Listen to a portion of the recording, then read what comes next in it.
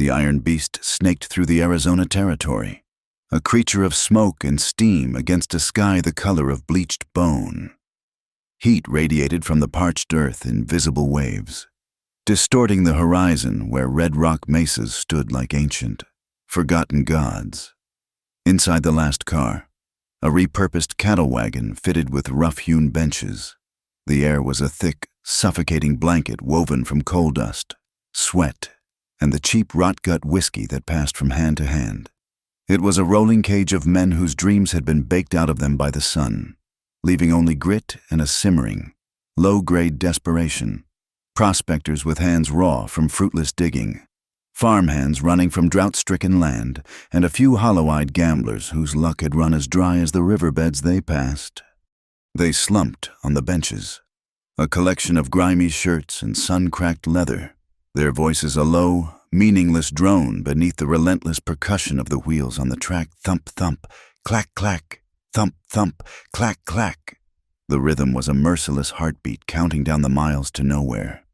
In the far corner, isolated by a stillness that was more profound than any wall, sat Wes Calder.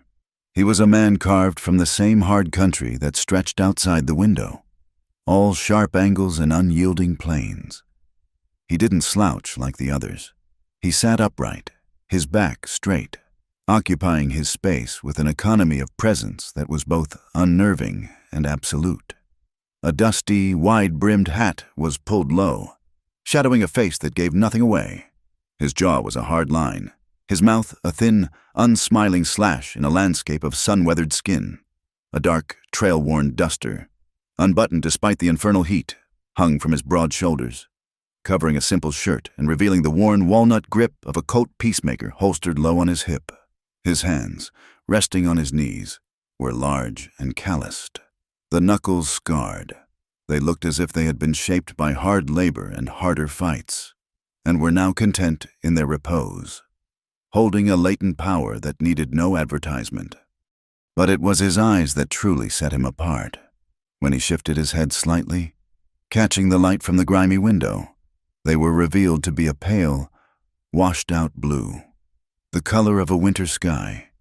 They were devoid of feeling, of judgment, of anything that might connect him to the weary, hopeful, or broken men who shared the car. He stared out the window not as a man watching the scenery, but as a hawk surveys its domain, taking in everything, processing it, and dismissing it in a single, unblinking gaze. He saw the skeletal arms of the saguaros reaching for the unforgiving sun, the dust devils dancing in the distance, the buzzards circling on a thermal. To him, it was not beautiful or cruel. It simply was. He was a part of it, a silent predator moving through a landscape that did not care if he lived or died, and he returned the sentiment in full. The other men gave him a wide berth. They could smell the danger on him, an aura as palpable as the heat. It wasn't the boisterous threat of a drunk gunslinger, but something quieter, colder, and infinitely more final. He was a stone in the middle of a sluggish river, and the current of their miserable lives simply flowed around him. The train whistle shrieked, a mournful cry that ripped through the afternoon stupor.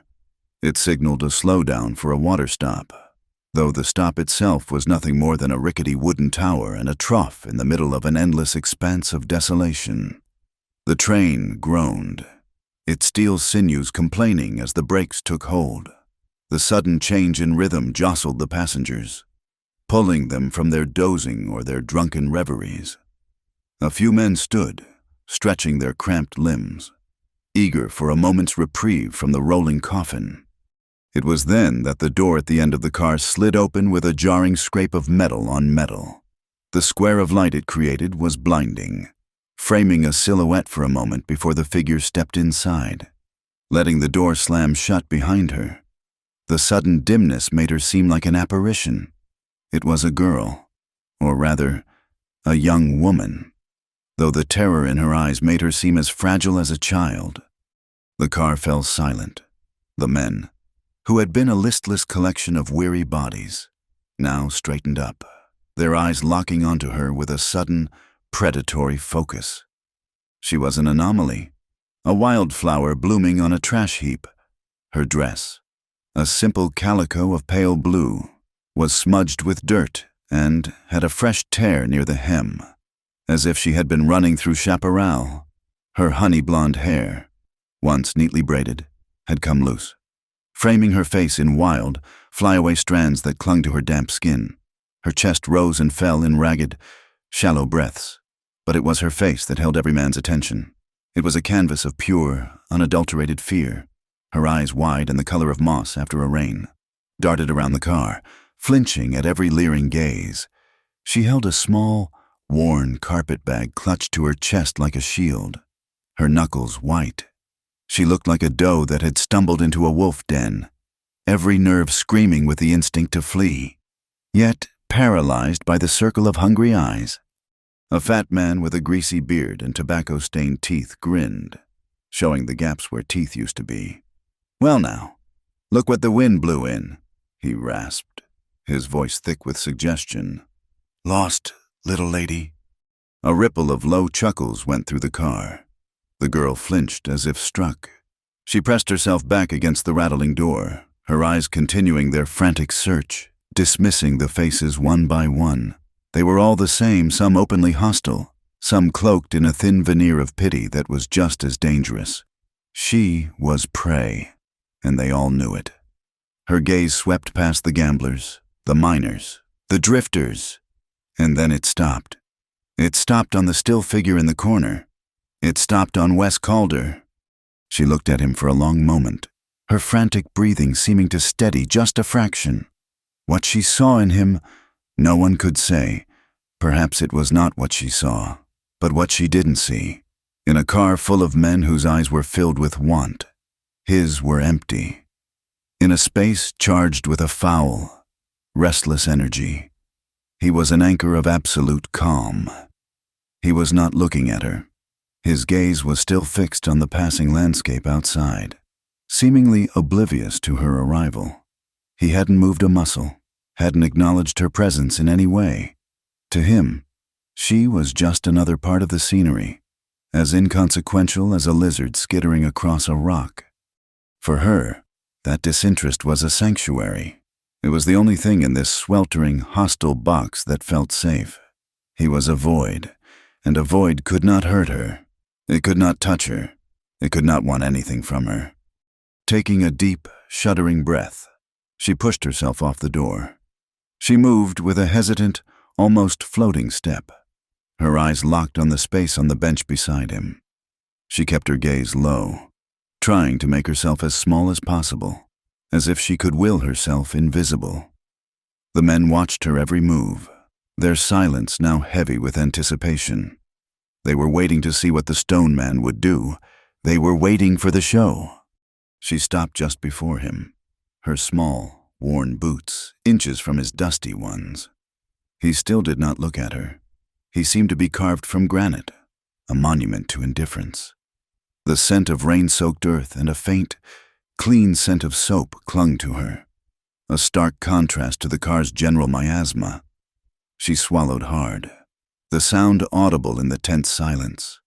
Her voice, when it came, was barely a whisper, a thread of sound so fine it was nearly lost in the rumble of the train, which had begun to slowly pick up speed again. "Sir, may I sit by you?" The words hung in the air, fragile and impossibly brave. The fat man snorted a laugh, but it died in his throat as, for the first time, Wes Calder moved. It was not a large movement. It was slow, deliberate. He turned his head, and his pale, emotionless eyes finally fell upon her. He did not look at her face. Not at first.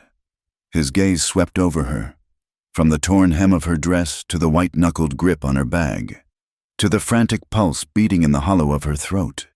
It was not the appraisal of a man looking at a woman, but of a tracker assessing a spooked animal. He was gauging her fear, her exhaustion, her desperation. He was reading her story in the dirt on her cheek and the tremor in her hands. His eyes finally lifted to meet hers. For a heartbeat, she thought she would break under the weight of that empty gaze. There was no kindness there, no pity, no welcome. There was nothing, and yet She did not look away. Her fear was so great that it had burned away everything else, leaving only a core of desperate resolve. She held his gaze, her own moss-green eyes pleading with a silent language that went beyond words. After a moment that stretched into an eternity, Wes Calder gave a single, almost imperceptible nod. He then turned his head back to the window as if the exchange had never happened, as if she were already gone. A collective sigh of disappointment seemed to pass through the other men. The show was over. The stone man had remained stone. With a trembling exhalation of relief, the girl moved. She carefully navigated the small space and lowered herself onto the bench beside him. She sat on the very edge, shrinking into herself, trying to take up as little room as possible, her entire body angled away from his. She placed her bag on her lap, her hands folded tightly on top of it. The hard wood of the bench was a comfort, a solid reality in a world that had dissolved into a nightmare of running and fear. She sat as still as he did, her breathing the only sign she was a living, feeling creature. Two statues in a rolling purgatory, one of stone, one of terrified flesh, surrounded by the ghosts of broken men, while the Arizona desert burned on outside the window. The train lurched forward, gathering speed, and the rhythmic clatter of the wheels settled into a frantic, driving beat. Away, away, away. The word was a prayer in Cora's mind, a desperate mantra timed to the pounding of the iron on the rails. For a few blessed moments, the simple act of being in motion was enough. Each turn of the wheels was a small victory, a yard gained between her and the hell she had left behind in Silverton. She kept her eyes fixed on the floor, counting the scuffs on her boots, focusing on the rough texture of the carpetbag in her lap. Anything to keep from looking at the men in the car or thinking about the men who were surely behind her.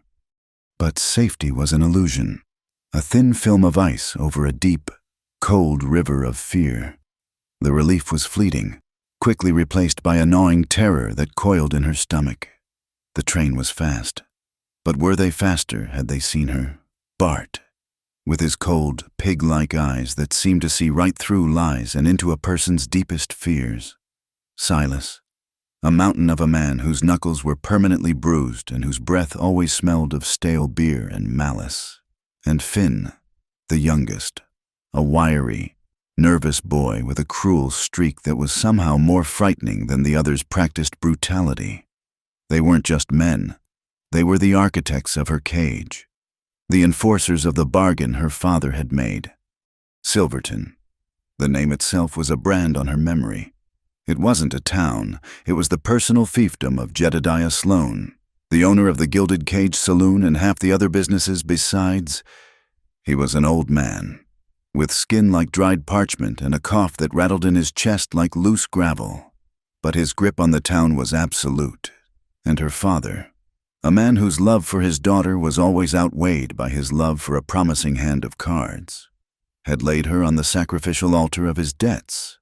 He hadn't called it a sale. He'd called it a marriage arrangement.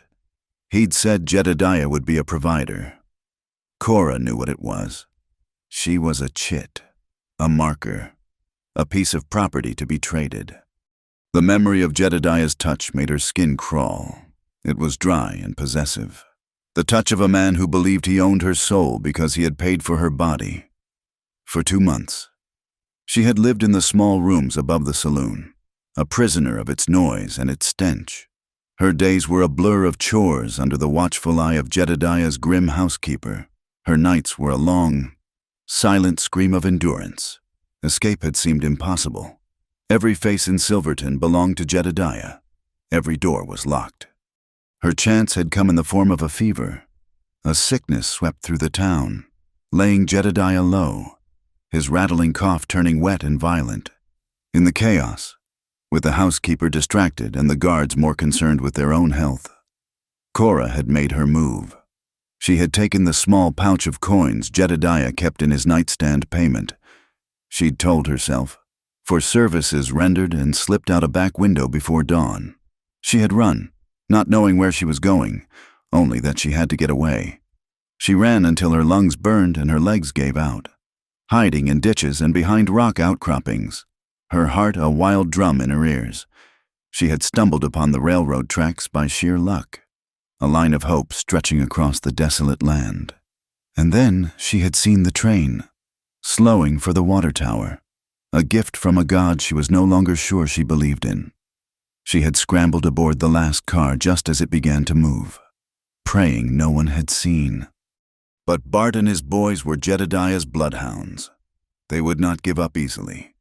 Jedediah's pride was at stake. A man couldn't own a town if he couldn't control his own wife. They would be tracking her. They would have horses. They would ride hard.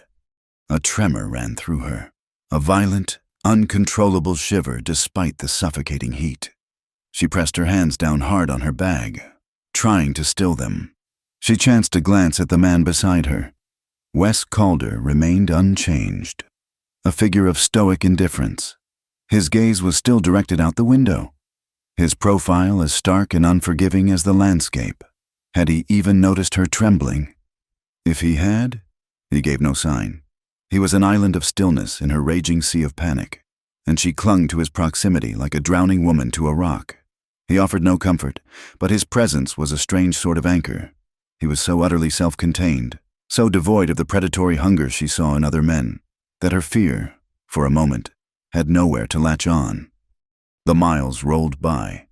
The sun began its slow descent, painting the sky in fiery shades of orange and purple.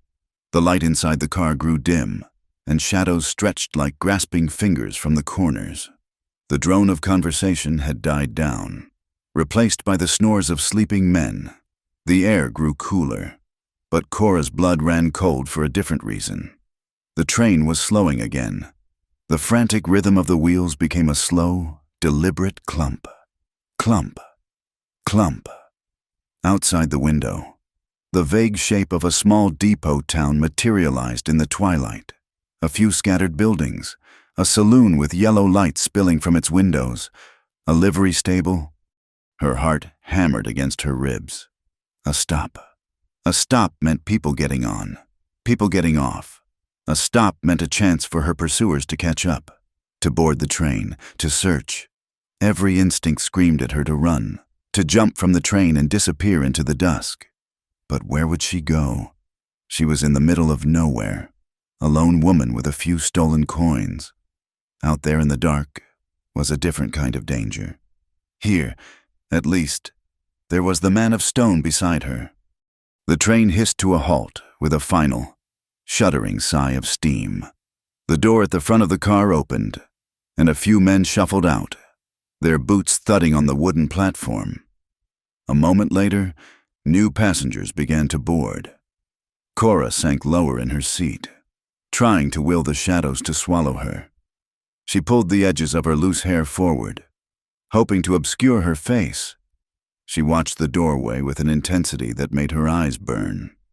Each new figure was a potential threat, a new monster.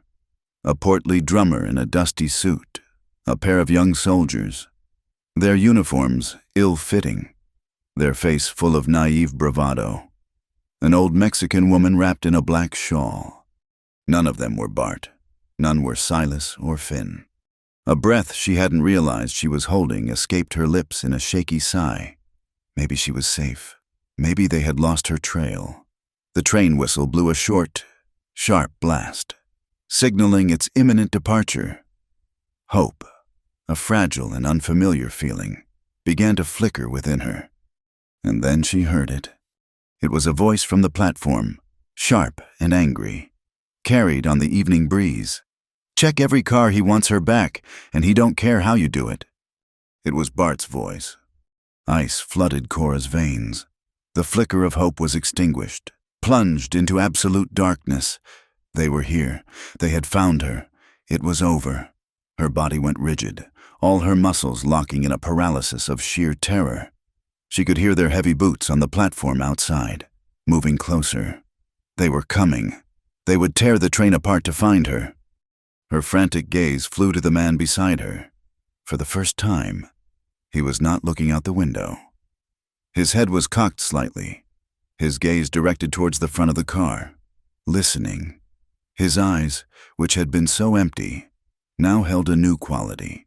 It wasn't fear or anger or even interest. It was a kind of flat, reptilian watchfulness. He had heard it too. He knew. She didn't know what she expected. For him to stand up and face them, to ignore her and let them take her, to turn her in himself. Her mind, slick with panic, could not form a coherent thought. All she knew was that the boots were getting closer, and the car door was about to open, and her brief, desperate flight for freedom was about to come to a brutal end. She pressed herself instinctively closer to him, an involuntary movement, the way a frightened animal seeks the warmth and imagined protection of a larger body. She wasn't seeking comfort. She was trying to physically erase herself, to merge with his shadow, to become part of the unnoticeable corner he occupied. Wes Calder didn't turn his head. He didn't speak a word. He didn't acknowledge her touch. But in a single, fluid motion, he shifted his body and lifted the left side of his long duster. He held it open, creating a dark, cavernous space between his body and the wall of the train car. It was not an invitation offered with a smile or a reassuring glance. It was a command, issued in absolute silence. It was a stark, practical, and utterly unsentimental gesture. Hide. There was no time for thought, no time for gratitude or hesitation. There was only instinct. Cora moved, sliding off the bench and into the void he had created. She curled herself into the smallest possible ball on the floor, her knees drawn up to her chest, her head bowed. The heavy canvas of the coat fell around her, plunging her into a world of near-total darkness. The air was thick with the scent of trail dust, leather, and something else, a faint, metallic smell like gunpowder and cold steel. His body was a hard, warm wall against her back. She could feel the solid muscle of his thigh, the unyielding strength of him. Just as the coat settled, the car door slammed open. "Right, you worthless curs," Bart's voice boomed, raw and menacing. "We're looking for a girl, blonde, blue dress. Seen her." Cora held her breath until her lungs ached. She could hear their boots stomping down the aisle, the sound getting closer and closer. She could hear the grumbled denials of the other passengers. Beneath the coat, she was nothing but a frantic, silent heartbeat. She was utterly at his mercy. The man of stone, the silent stranger, was her only shield against the wolves. And as Bart's heavy footsteps paused right beside them, she realized this was not a gesture of kindness. It was a transaction. A silent contract had been made in the dark, and she had no idea what price she would have to pay. Under the dark, heavy canvas of the duster, the world ceased to exist. It was a close, smothering universe that smelled of dust, worn leather, and the cold, sharp scent of steel. Cora was a creature returned to the womb, curled into a tight knot of terror, every sense attenuated to the world beyond her fragile shelter. The rhythmic clatter of the train wheels was a distant thunder. The grimy floorboards were hard and unyielding against her cheek. The only source of warmth was the man's leg pressed against her back, a wall of muscle and bone as solid and unmoving as an old oak. She focused on that single point of contact, a strange anchor in a sea of formless dread. Then came the sounds that filtered through the fabric, each one a hammer blow against her taut nerves. Heavy boots, 3 sets of them, thudding onto the floor of the car. The first voice belonged to Bart, a gravelly boom that seemed to suck the air from the small space. "Right, you worthless curs. We're looking for a girl, blonde, blue dress. Seen her." Cora's breath caught in her throat. She pressed her face harder into the floor, squeezing her eyes shut as if the darkness she created could make her truly invisible. A series of low, fearful mumbles answered Bart's demand. The voices of the other passengers were thin and reedy, eager to please, eager to be left alone. No, they hadn't seen anyone. No one like that here. Each denial was a small reprieve, a single grain of sand in an hourglass that was rapidly running out. The boots began to move down the narrow aisle, a slow, methodical procession of menace. Thump, thump, thump! It was the sound of a hangman ascending the gallows. Cora could picture them perfectly, Bart in the lead, his broad shoulders blocking the aisle, his piggish eyes scanning every shadow, Silas lumbering behind, his knuckles dragging, a vacant look of cruelty on his face, and Finn, twitchy and eager, darting his gaze from side to side, desperate to be the one to find her, to earn a rare scrap of praise from Bart. Closer! The footsteps were so close now she could feel the vibration through the floorboards. She could hear the creak of Bart's leather gun belt, the jingle of his spurs. Her own heartbeat was a frantic bird trapped in her ribs, beating its wings against the bone, so loud she was certain they must hear it. She imagined the heavy canvas being ripped away, the yellow lantern light flooding her hiding place, Bart's triumphant, ugly grin as he hauled her to her feet. The thought was so vivid it was like a physical blow, and a small, choked gasp escaped her lips. Instantly, she froze, her blood turning to ice. Had they heard, she waited, suspended in a moment of pure, crystalline terror. The footsteps stopped. They were right beside them, right beside the silent man in the corner. "What about you, friend?" Bart's voice was dangerously soft, laced with a mockery of respect. "Tucked away in the dark over here. You see a pretty little thing with blonde hair run through?" There was no answer. The silence stretched, pulled taut like a wire. Cora could feel a subtle shift in the man beside her. It wasn't a flinch or a startle. It was a deliberate, almost imperceptible gathering of weight, like a mountain settling before a landslide. He was a coiled spring, a drawn bowstring. Through the fabric of the duster, she felt his body rotate a fraction of an inch, a minute adjustment that somehow made her hiding place even more secure, shielding her completely from the aisle.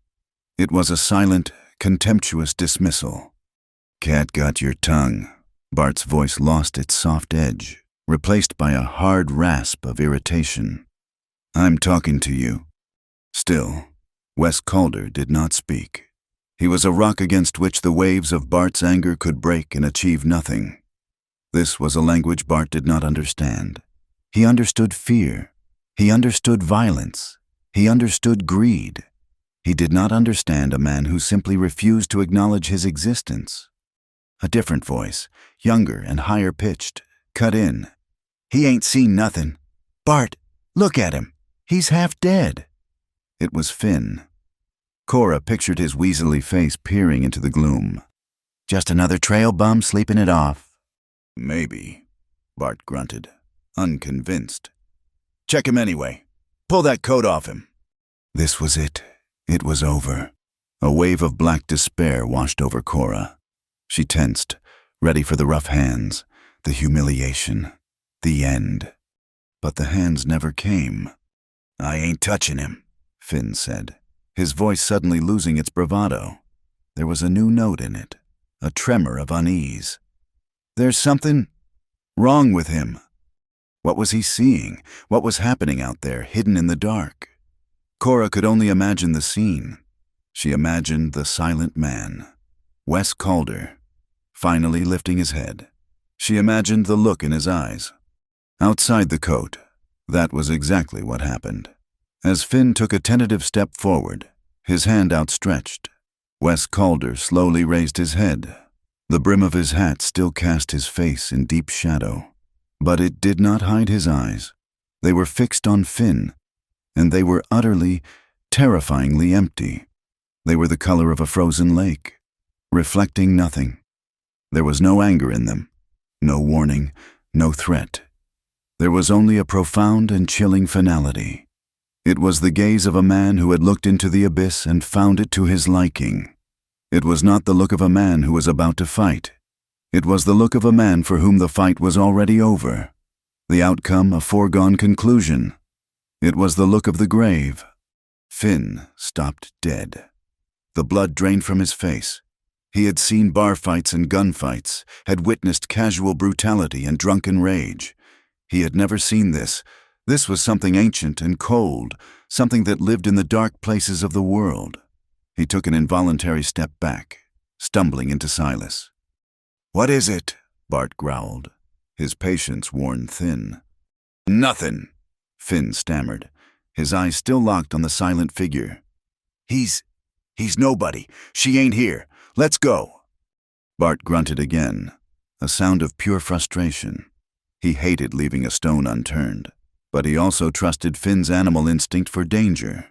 If something had spooked the boy this badly, it was probably worth avoiding. "Useless," he snarled, though it was unclear if he meant Finn or the entire car of passengers.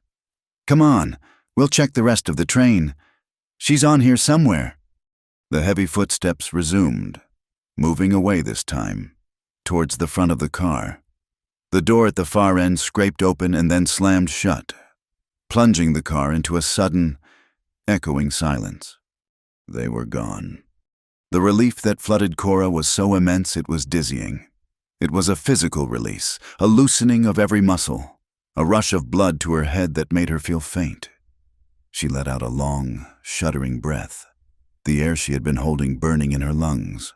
She had been saved. This silent, strange man had saved her without uttering a single word.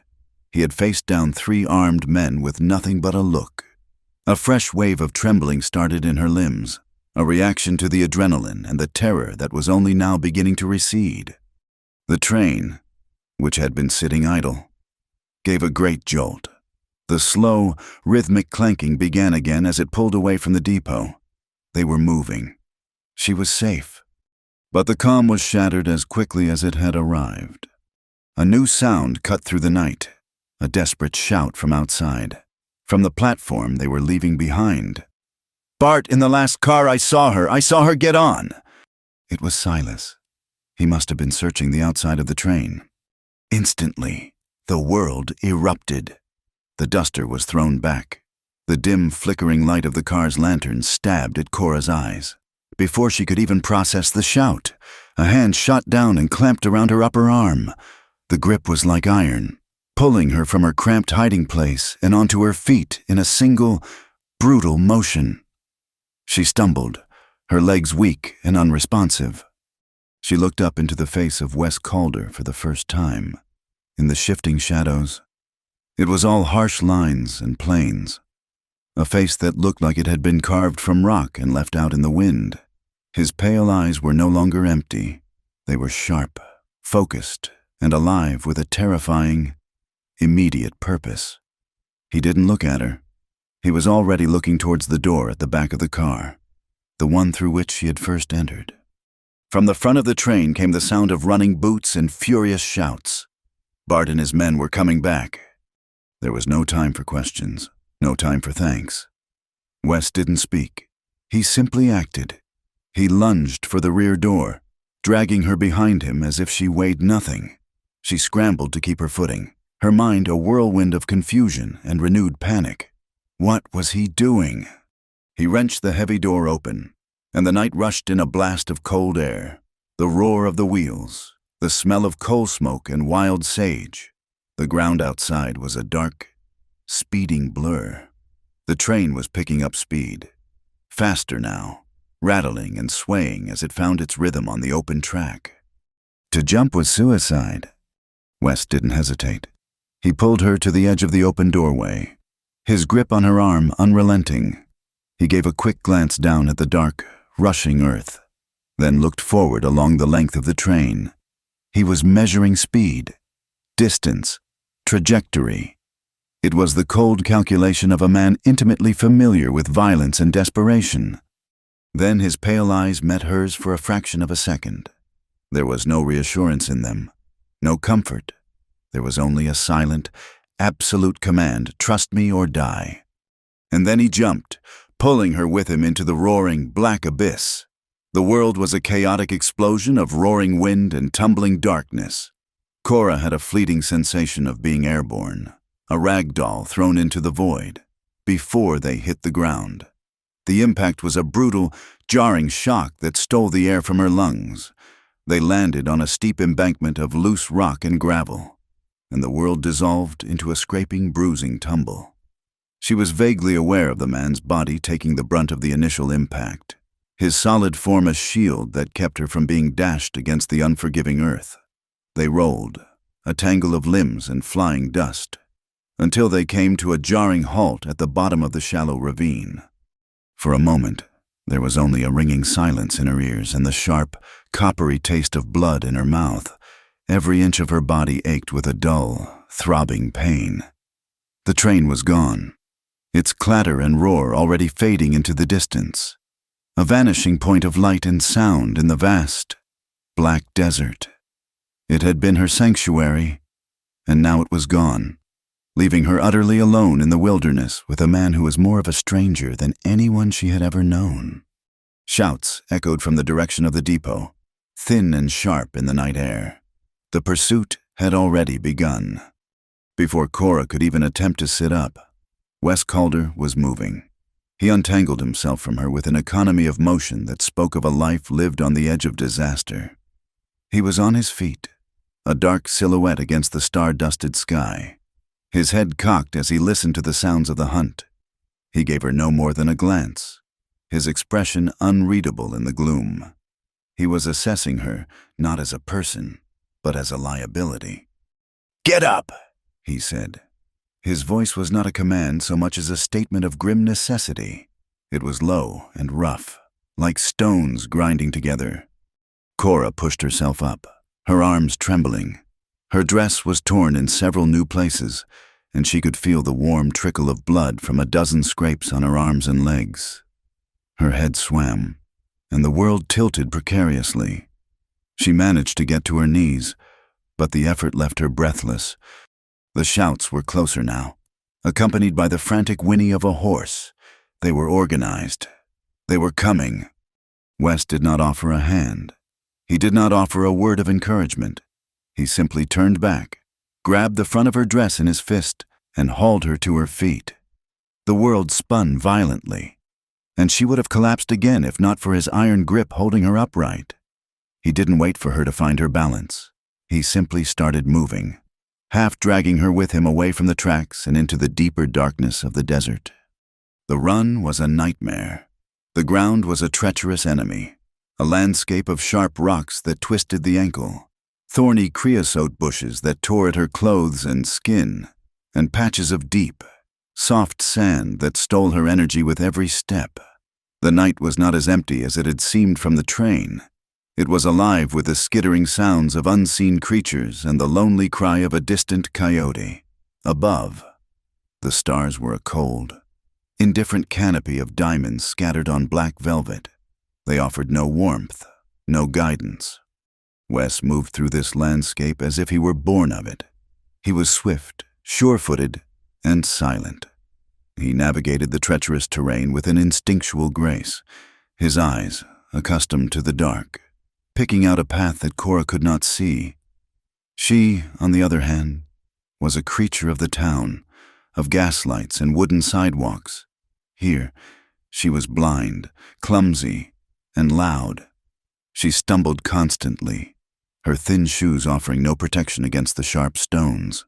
Her breath came in ragged, painful sobs, a fire in her chest that matched the burning in her legs. He never slowed.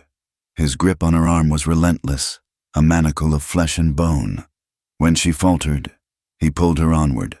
When she cried out as a thorn ripped a long gash in her arm. He did not pause. He was not a savior. He was a force of nature, a survival instinct given human form. And she was just something he was dragging in his wake. They ran for what felt like hours, a desperate, heart-pounding flight into the heart of the blackness. The sounds of their pursuers had faded, but neither of them believed they had given up. Bart was not a man to quit. He would track them until dawn if he had to. Cora's body was screaming in protest. Her vision was starting to blur at the edges, dark spots dancing before her eyes. Every muscle was a knot of agony. There was nothing left in her, no strength, no will.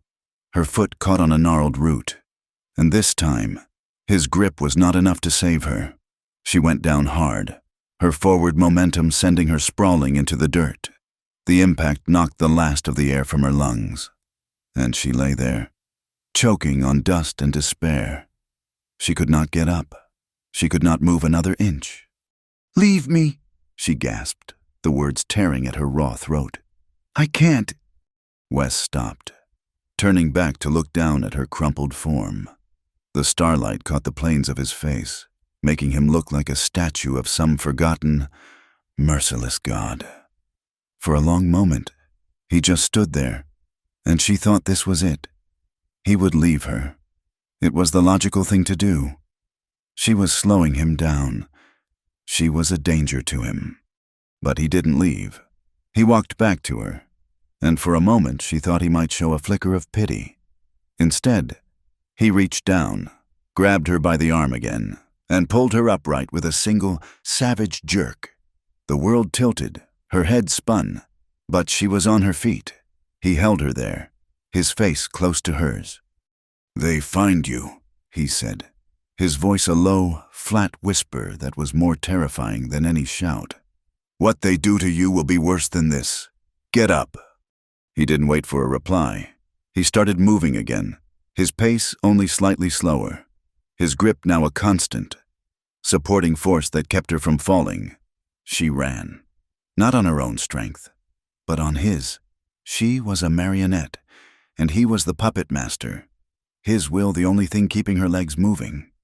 After another 10 minutes of this grueling punishment, he suddenly veered off their path, pulling her towards a dense thicket of dried-out brush and tumbleweeds piled up against a rock outcropping. He pushed her down behind the rocks, his silent command to stay hidden. He rummaged in his pocket, producing a small tin box. He opened it, took out a single lucifer match, and struck it against the rough surface of the rock.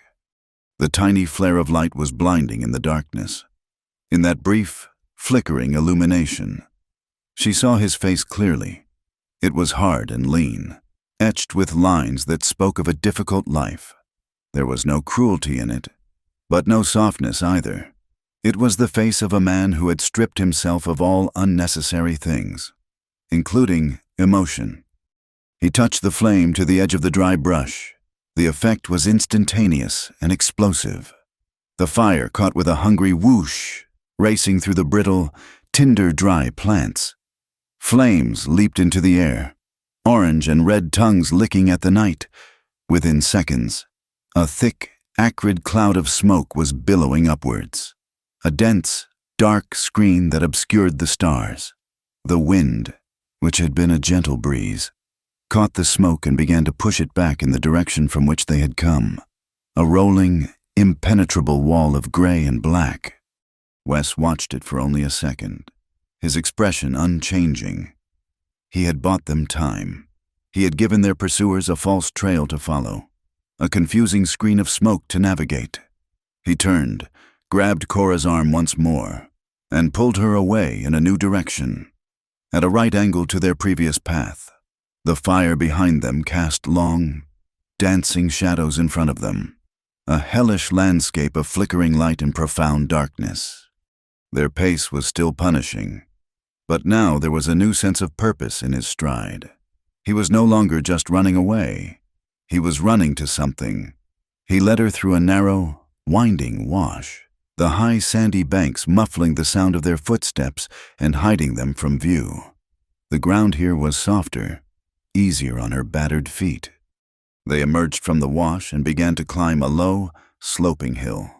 At the crest, Wes finally stopped. He stood for a moment, scanning the horizon, listening. Below them, nestled in a shallow basin and surrounded by a few skeletal-looking cottonwood trees, was a collection of dark, angular shapes, a house, a barn, a corral, a ranch. It was utterly isolated, a tiny island of human endeavor in an ocean of wilderness. There were no lights in the windows. It looked deserted, forgotten. He started down the slope, pulling her along. As they got closer, she could see the place was old, weathered by years of sun and wind. The house was made of dark, rough-hewn timber, with a stone chimney at one end and a long, sagging porch across the front. The barn leaned slightly to one side, as if tired. The wooden rails of the corral were gray and splintered. It was a stark, lonely place. a testament to endurance rather than comfort. But it had walls, it had a roof. It was the most beautiful thing she had ever seen. He led her across a yard of packed earth, his boots making no sound. He stopped in front of the porch and finally, after what seemed like a lifetime, he released her arm. Cora swayed on her feet, her legs threatening to buckle. She wrapped her arms around herself, trembling from exhaustion and cold. Wes did not look at her. He didn't seem to notice her at all. His attention was fixed on the darkness behind them, his gaze sweeping across the ridge they had just crossed. He was still listening, still watching, a sentinel guarding a forgotten outpost. The fire they had set was now just a dull orange glow on the distant horizon.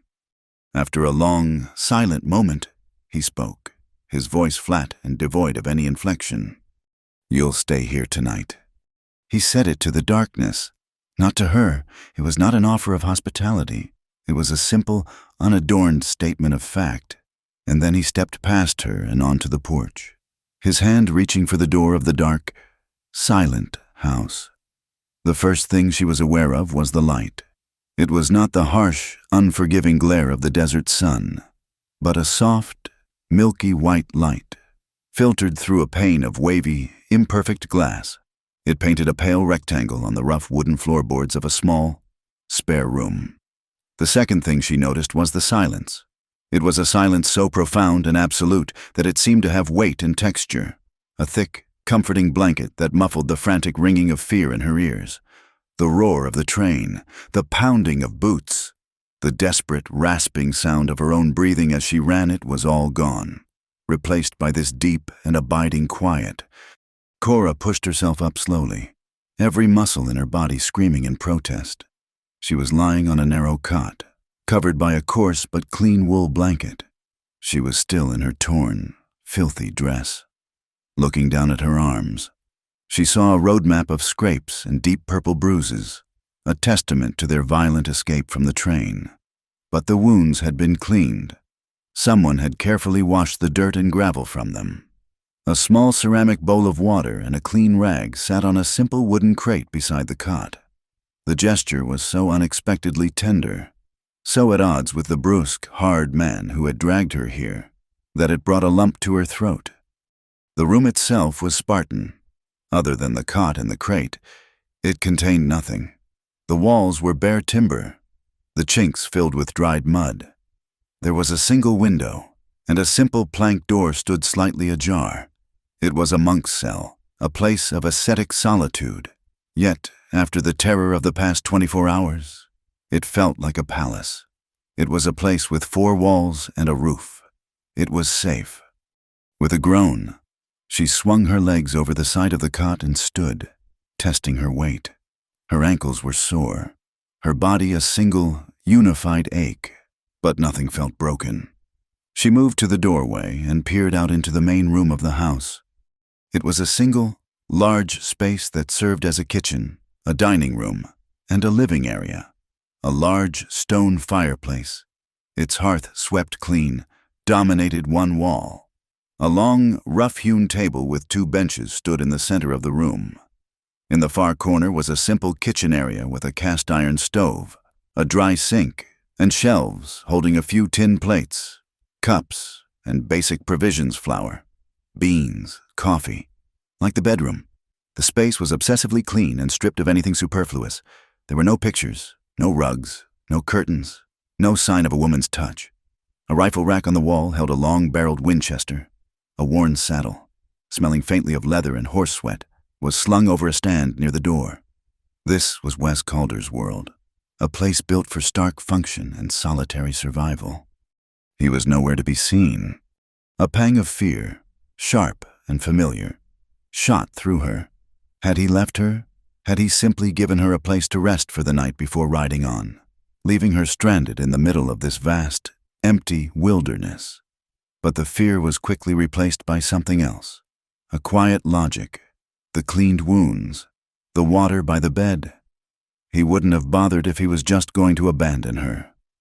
He was somewhere nearby. The silence of the house began to feel less like a comfort and more like a challenge.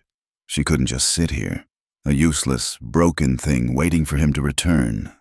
The habits of a lifetime, of earning her keep, were too deeply ingrained. She needed to do something, to contribute, to impose a small piece of order on the chaos of her life. She found a broom leaning against the fireplace and began to sweep the floor. The simple, repetitive motion was calming. The soft shush-shush of the bristles on the wood was a soothing, domestic sound in the overwhelming quiet. She swept the dust and stray bits of dirt into a neat pile and scooped them into the cold fireplace. Next, she went to the stove. It was cold, but a box of kindling and chopped wood sat beside it. She had learned to build a fire in Jedediah's saloon, a necessary skill for the cold mountain mornings. She laid the kindling, stacked the wood, and soon had a small, cheerful fire crackling in the stove, its warmth beginning to push back against the morning chill. As she worked, she felt a subtle shift inside her. She was not a prisoner here. She was not a servant. She was simply a person doing a task for the first time in a very long time. Her actions were her own. Her small tour of the house had revealed no food left out, but a glance through the front door showed a small, dusty chicken coop a short distance from the barn. Gathering her courage, she stepped out onto the porch. The morning air was crisp and clean, the sky a vast, aching blue. The ranch was nestled in its basin, a hidden world of silence and solitude. She could see the tracks from their desperate run down the hill the night before. The sight sent a shiver through her, but the sun on her face was warm and real. She made her way to the chicken coop. The handful of hens clucked and complained at her intrusion, but eventually settled. She found 3 warm, brown eggs in the nesting boxes. It felt like finding treasure, holding them carefully in the makeshift basket of her skirt. She turned to go back to the house and froze. A small boy was standing about 20 feet away, watching her.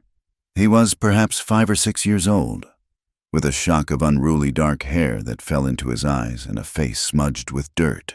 He wore a simple, oversized linen shirt and patched trousers, and his feet were bare. He stood perfectly still, his gaze serious and unnervingly direct. He had the same stillness as Wes, the same way of observing the world without judgment. Cora's heart gave a lurch. She hadn't expected this. A child. Where had he been? She offered him a small, hesitant smile. "Hello." The boy did not smile back. He just continued to watch her. His head tilted slightly. He took a slow step closer, his eyes wide and curious. "Are you a ghost?" he asked, his voice a clear, high-pitched pipe in the morning quiet. The question was so unexpected, so strange and innocent, that it broke through the wall of fear and exhaustion around Cora's heart. A genuine smile bloomed on her face, and with it came a soft, rusty sound she barely recognized as a laugh. "No," she said, her voice gentle. "I'm not a ghost. My name is Cora." The boy considered this information with the gravity of a seasoned philosopher. He took another step closer, his eyes flicking down to the eggs in her skirt and then back to her face. "My name is Nathan," he said. "Are you making breakfast?" "I thought I would," she said. "Are you hungry?" He gave a single solemn nod. A silent understanding passed between them. He turned and walked back towards the house, and after a moment's hesitation, she followed. A quiet, unspoken bond had been forged. The day passed in a series of these quiet, peaceful moments. While Cora cooked the eggs and some cornbread she found in a tin, Nathan sat at the big table, watching her every move, occasionally asking a simple, direct question. "Where did you come from?" "From the train." "Why were you running?" "Because I was scared." He accepted her answers without comment, filing them away in his mind. There was no sign of Wes. After they ate, Cora found a bucket and drew water from the well, a deep, stone-lined shaft with a sturdy crank. She heated the water on the stove and, in the privacy of the small bedroom, finally washed away the dirt and blood of her ordeal. The clean water was a baptism, a rinsing away of the fear, of Silverton, of Jedediah. She washed her torn dress as best she could and hung it near the stove to dry, wrapped in the coarse wool blanket. Later, she tidied the main room, her hands finding a rhythm in the simple work. Nathan was her silent shadow, following her as she dusted the shelves and straightened the few simple items. He never spoke much, but his presence was a constant, comforting thing. He seemed to be a child who had grown up in a world of adults, his playfulness buried under a layer of quiet solemnity. He showed her his collection of interesting rocks, a bird's feather, and a strangely shaped piece of wood that looked like a snake. Each item was presented with a seriousness that made Cora's heart ache. As the afternoon sun slanted low, casting long shadows across the yard, Wes returned.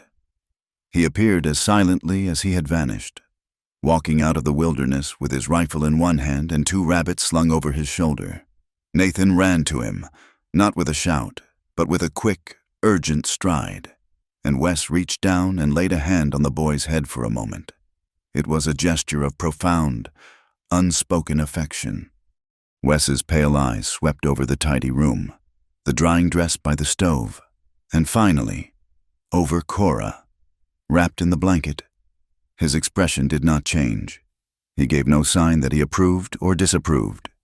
He simply nodded once, a curt, dismissive gesture, and went about his work, skinning the rabbits with an efficient, practiced skill that was mesmerizing and slightly horrifying to watch. The evening meal was a quiet affair. They sat at the long table, the 3 of them, eating a stew Wes had made from the rabbits and some wild vegetables. The silence was different now. It was not empty. It was filled with the small sounds of their existence, the clink of spoons against tin bowls, Nathan's soft breathing, the crackle of the fire in the hearth. It was the silence of a family, however strange and temporary. After the meal, Nathan, his belly full, fell asleep on one of the benches, his head pillowed on Wes's discarded duster. Wes watched him for a moment, and for a split second, Cora saw something in his eyes of fierce, protective tenderness that was gone as quickly as it appeared. Wes rose and went to a small, locked cabinet in the corner. He opened it with a key from his pocket and took out a squat, dark bottle and a single, thick glass. He returned to the table and poured himself a measure of amber liquid. Whiskey. He lifted the glass, his nightly ritual, a solitary communion. He paused, the glass halfway to his lips. He looked across the table at Cora, his gaze direct and unreadable. He gestured with the bottle towards the empty cup by her plate. His voice was low. Drink. The offer was so unexpected it startled her. It was the first time he had offered her a choice. The first time he had acknowledged her as something other than a piece of cargo to be protected. She looked at the dark liquid in his glass, the way the firelight glinted off its surface. She thought of the Gilded Cage saloon, of the stench of cheap whiskey and the sound of drunken, slurred words that had been the soundtrack to her misery. That was what this drink meant to her. It was the taste of her cage. But here, in this quiet room, offered by this silent, dangerous man who had saved her, it felt different. It was a rite of adulthood, a drink for people who were free to make their own choices. She shook her head, a small, slow movement, a genuine smile. The second one of the day touched her lips. She met his gaze, and for the first time, she did not feel fear. Her eyes, clear and bright in the firelight, held a spark of something new: defiance, hope, a glimpse of a woman she had not yet had the chance to become. "I don't drink," she said, her voice soft but clear. She paused, and then added the 2 words that changed everything. "Yet." The silence hummed in the space between them. He stared at her, his pale eyes searching her face. He saw not a victim, but a survivor. He saw the flicker of a spirit that had not been broken, and for the first time since she had met him, something shifted in the stony landscape of his face. The corner of his mouth twitched, lifting in the barest hint of a smile. It was a fleeting, almost imperceptible thing, a ghost of an expression. But it was there. It was a small, silent acknowledgement, a beginning. That small, fleeting smile had changed the silence. Before, it had been an absence, a void defined by the things not being said. Now, it was a space that held a shared secret, a fragile potential. The quiet that settled over the ranch in the following days was different, softer, less stark. It was a silence that listened. Life fell into a simple, grounding rhythm, dictated by the sun and the needs of the land. Mornings began with a smell of wood smoke and coffee. Cora would rise first, moving quietly in the pre-dawn gloom to stir the embers in the stove. Wes would emerge from the darkness as silently as he had vanished into it the night before, having already completed chores she hadn't known existed. He would place a pail of fresh milk on the table and nod to her, a gesture that was becoming their morning greeting. Nathan, still warm with sleep, would come and sit at the table, watching them both with his serious, old-soul eyes. They would eat their simple breakfast of oatmeal or cornbread in a comfortable quiet. The only sounds, the scrape of spoons and the low whistle of the wind outside. There were no defined roles, but they found a natural division of labor. Cora took over the domain of the house and the chicken coop, finding a deep, unexpected satisfaction in the repetitive, life-affirming tasks. She scrubbed the floors, patched Nathan's trousers with thread pulled from her own tattered dress, and learned the quirks of the old stove. She discovered a small, neglected patch of earth behind the house where a few hardy herbs still grew, and she tended to it with a fierce devotion. It was her own small piece of the world to nurture. Wes's domain was everything beyond the porch. He was a man in constant, purposeful motion. He mended harnesses, reset loose fence posts, and disappeared for long hours into the vast wilderness that surrounded them, always returning with meat for the pot or a new pelt to be cured. He moved with a quiet competence that Cora found herself watching, mesmerized. He was a part of this harsh land, speaking its silent language of sun, rock, and wind. It was during one of these shared, quiet afternoons that the dam of her own silence finally broke. They were sitting on the edge of the porch, a large basket of dried beans between them, the three of them shelling the beans into a large ceramic bowl. It was a slow, meditative task.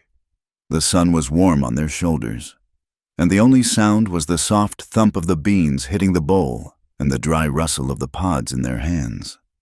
Nathan, growing bored, had started to make small mountains out of the discarded shells. Wes had been working a piece of leather, mending a strap from a saddlebag, his large, calloused hands surprisingly deft. He had not spoken a word for over an hour. Then, without looking up from his work, he asked a question, his voice low and even. "Those men, from Silverton, they were your kin." The question was so simple, so devoid of accusation, that it did not startle her. It was a key, offered quietly, to a door she had kept locked for a very long time. She stopped shelling, her hands still in the basket. She looked out at the peaceful basin, the golden light bathing the dry grass, and the ugliness of her past seemed a world away. Here, in this place of profound peace, perhaps it was safe to let it out. "No," she said, her voice barely a whisper. "They worked for my husband." The word felt like a lie, a bitter poison on her tongue. Wes's hand stilled for a fraction of a second on the leather strap. He did not look at her. He simply waited. His silence was an invitation. And so, she told him. The story came out not in a rush, but in a slow, halting trickle of words, like a stream finding its path after a long drought. She told him about her mother, a kind, gentle woman taken by fever when Cora was just a girl, leaving her alone with a father who loved the turn of a card more than anything else. She spoke of his smiles when he won and the dark, simmering moods when he lost, and how the losses became more and more frequent. "He was not a bad man," she said, her voice thick with a sorrow so old it had become a part of her. He was just weak.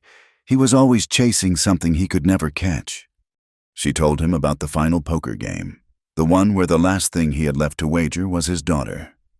She described the man she was sold to, Jedediah Sloan, his dry, papery skin and the wheezing sound of his breath. She did not speak of his cruelty in detail, but it was there in the tremor of her voice, in the way she wrapped her arms around herself as she spoke. She talked about the gilded cage saloon, the endless noise, the smell of stale whiskey, and the feeling of being an object, a piece of property displayed for all to see. "He gave me this," she said, and her hand went to a thin chain around her neck, which she had kept hidden beneath her dress. She pulled it out. On it was a simple, thin gold band, the wedding ring. He said it meant I belonged to him. I kept it to remind myself that I will never belong to anyone again. She finished her story by telling him of her escape, of taking the ring and the small pouch of coins. "It wasn't stealing," she said, a flicker of defiance in her eyes. "He owed me that much." When she was done, a heavy silence fell over the porch, broken only by the sound of the wind. She felt raw, exposed, as if she had peeled back her skin to show him all her scars. She waited for his judgment, for a word of pity or disgust. She braced herself for the questions, the condemnation. Wes said nothing. He did not look at her.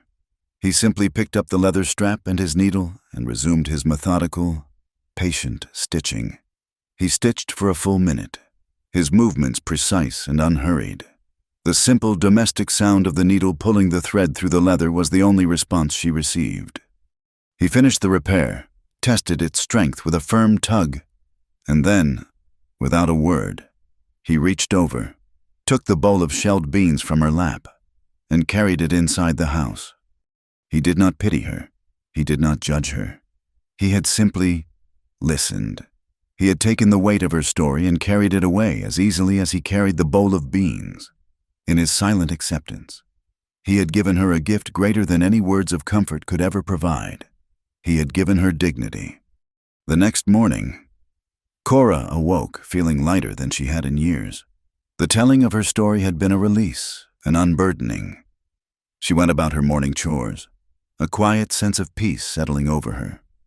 After breakfast, she found herself drawn to a spot she had discovered a few days prior, a large, flat-topped boulder at the edge of the property that overlooked the entire basin.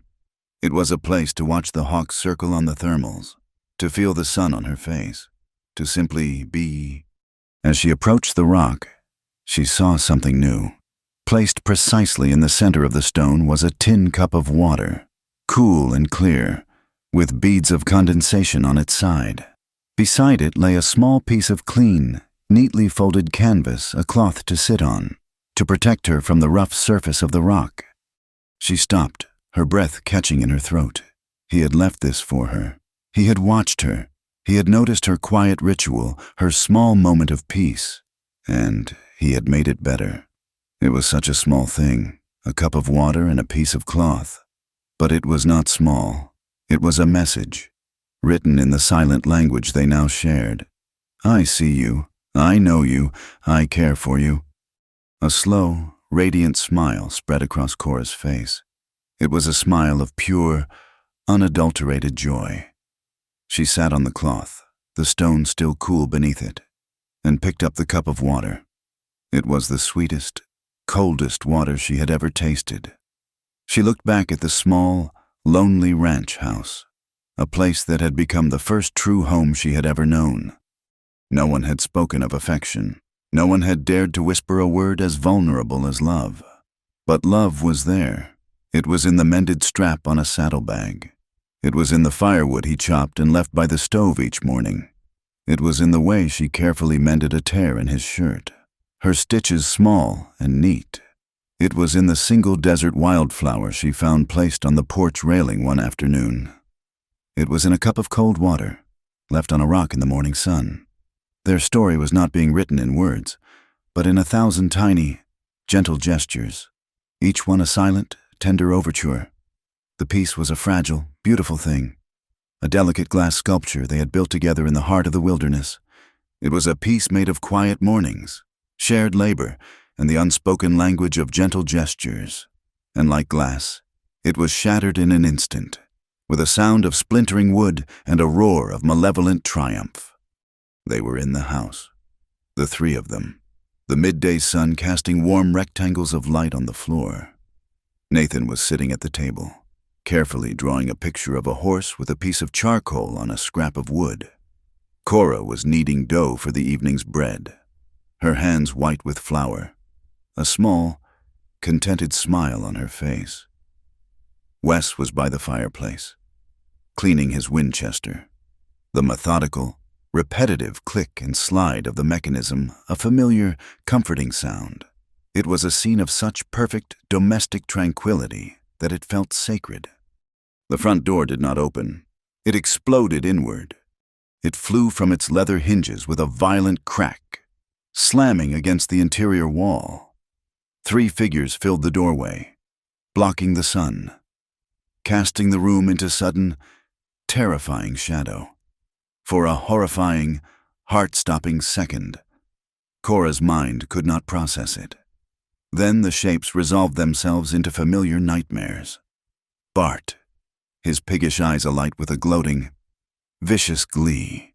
Silas, the hulking brute, grinning stupidly, a heavy club clutched in one massive fist. And Finn, twitchy and pale, holding a long-barreled revolver that looked too big for his hand. "Well now," Bart sneered, his voice a venomous drawl that curdled the air. "Ain't this a cozy little picture?" Time, which had been flowing in a slow, peaceful river, suddenly fractured into 1,000 sharp, desperate moments. Wes moved first. He was not a man who froze. In a single fluid motion, he dropped the components of his rifle and launched himself away from the fireplace, his hand streaking towards the Colt holstered at his hip. He was not trying to reach his attackers. He was moving to place his body between them and Cora and Nathan. It was a pure, protective instinct. "Cora, the kitchen now!" he roared, the command a brutal crack of thunder in the quiet room. His gun cleared the holster, but he never had a chance to use it. Silas, moving with a speed that belied his bulk, charged into the room like a runaway bull. He didn't bother with a weapon. He simply lowered his shoulder and slammed into Wes, the impact sending both men crashing into the heavy dining table. The table overturned with a sound of groaning, splintering wood, sending Nathan's charcoal drawing skittering across the floor.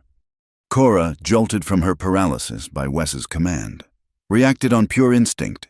She scooped Nathan up from the bench, his small body rigid with terror, and scrambled towards the kitchen corner, her heart a wild, frantic drum against her ribs.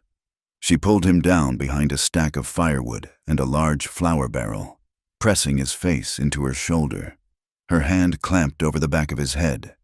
"It's all right, it's all right." "Shh," she whispered, the lie a desperate prayer. The room had become a whirlwind of chaos. Wes, impossibly quick, was back on his feet. He drove his fist into Silas's thick neck, a hard, solid blow that would have felled a lesser man. Silas just grunted and swung his club, a wild, whistling arc that Wes ducked under. At the same time, Finn, emboldened, fired his revolver. The shot was deafening in the enclosed space, a cannon blast that made the whole cabin shake. The bullet went wide, chewing a black splintered hole in the wall behind Wes's head. Wes used Silas's momentum against him, shoving the big man towards Finn. The two stumbled into each other, a tangle of clumsy limbs. It was the opening Wes needed.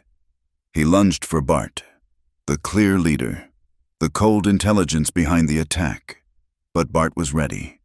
He didn't try to fight Wes hand to hand. He sidestepped the charge and brought the barrel of his own pistol down in a vicious, whipping arc. Wes saw it coming. He tried to turn, to deflect the blow, but he was a fraction of a second too late.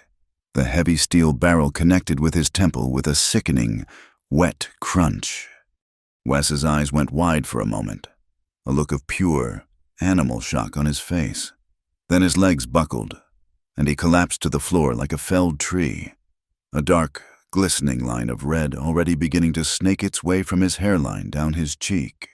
He lay still, a crumpled, broken shape on the floorboards he had swept clean that very morning.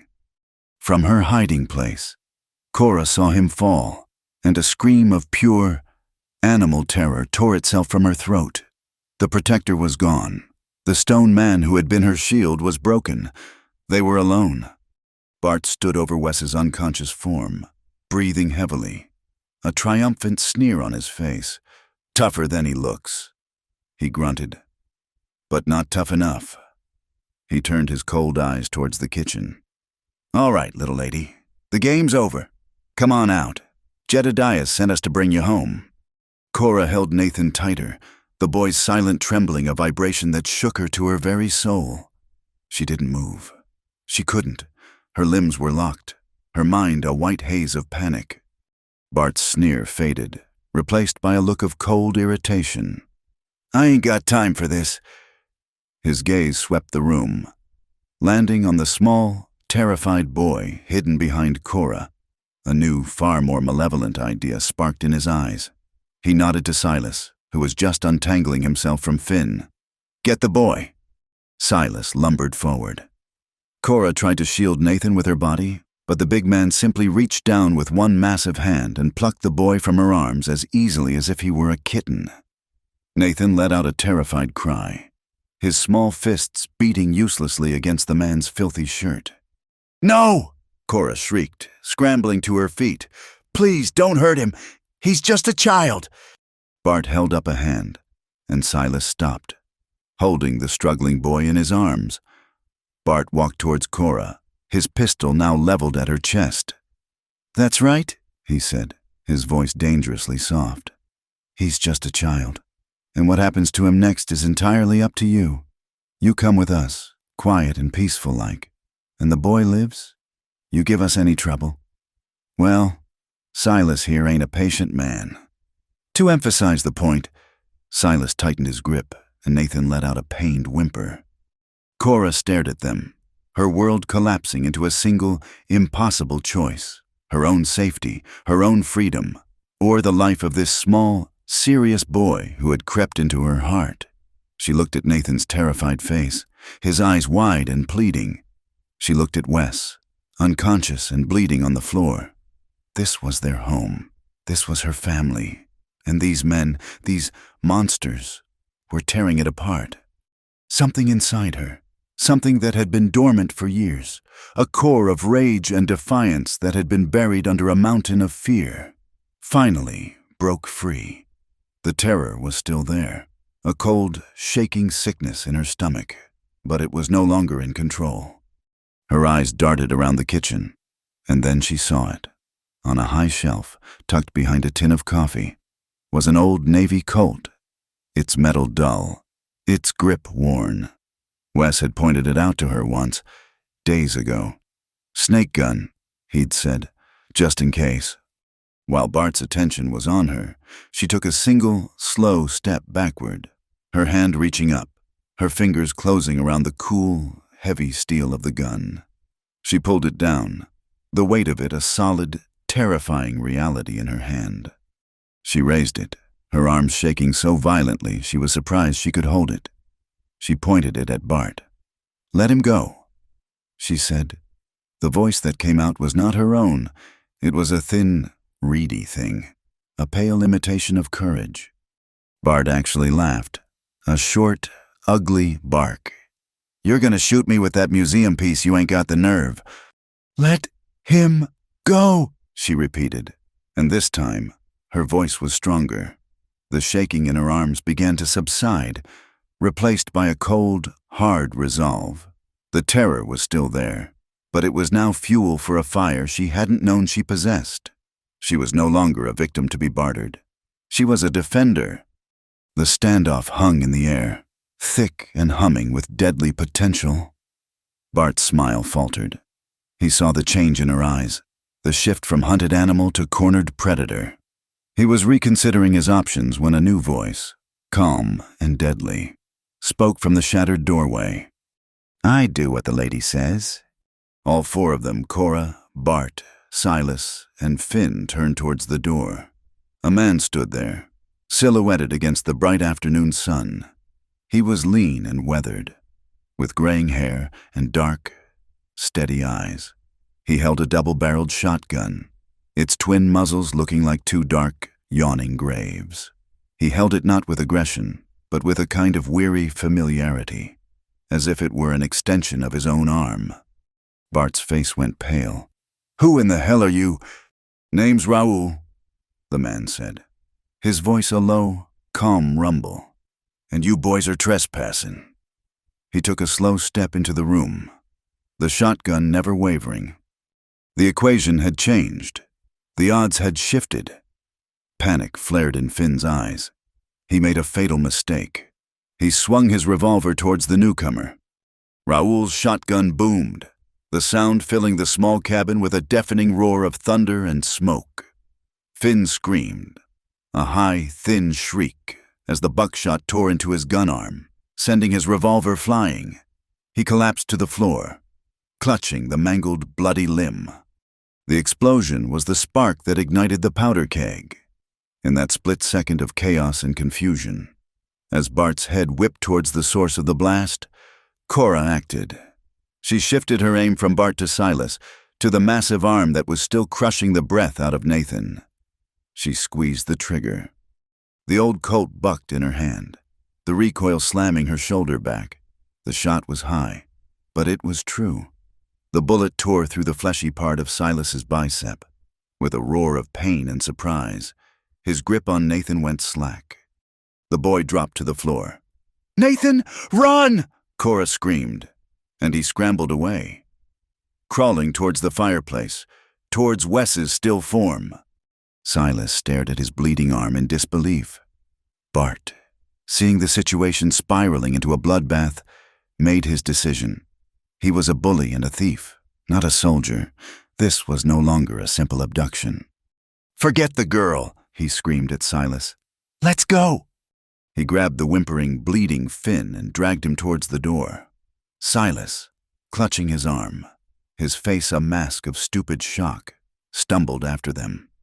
Raoul took a step to the side, letting them pass, his shotgun still held at a ready, menacing angle. They scrambled out of the cabin and disappeared, their panicked footsteps fading into the afternoon. The sudden silence that fell was more jarring than the noise. It was a silence filled with the smell of gunpowder, the sight of the shattered door, and the dark, unconscious form of Wes Calder bleeding on the floor. Cora stood frozen for a moment, the heavy gun still clutched in her hand, before it slipped from her nerveless fingers and clattered to the floor. She ran to Nathan, gathering him into her arms, as Raoul knelt beside the still form of his friend. The echoes of the gunshots faded, leaving a silence that was heavy and thick with the metallic scent of blood and gunpowder. The chaos had passed as quickly as a summer storm, but the wreckage it left behind was absolute. The shattered door, the overturned table, the dark. Still form on the floor, it was a brutal violation of the peace they had so carefully built. Cora knelt on the floor, clutching a trembling Nathan to her chest, her eyes fixed on Wes. He hadn't moved. The blood from the gash on his temple was a stark, vivid red against his pale skin, pooling on the wooden floorboards. For a terrible, frozen moment, she thought he was dead. "He's breathing."